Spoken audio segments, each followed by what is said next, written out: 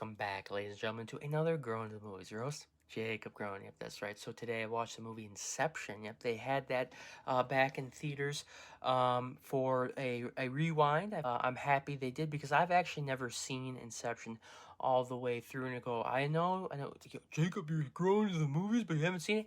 Yeah, guys. It was an interesting beginning to the movie, let me just say that, because it started to cut and like stutter, like it just kept pausing and going and pausing and going, right?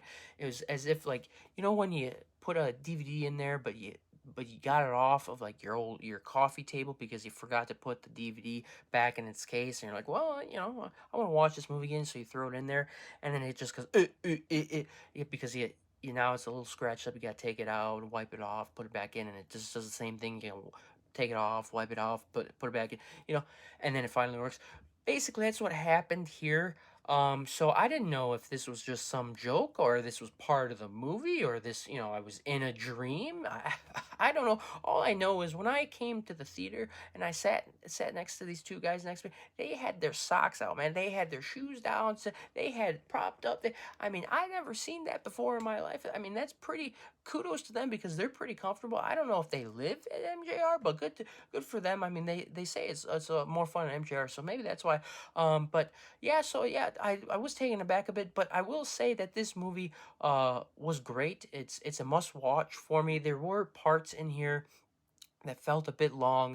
I just couldn't fully grasp the point of the movie. I like I said, I really enjoyed it. I just feel like this was a heist movie. That's what it was. And to make a heist movie interesting for 3 hours, you make it about dreams. So the whole concept of this and the world that Christopher Nolan created in this movie was great. I loved it. But like I said, it just did feel a bit long.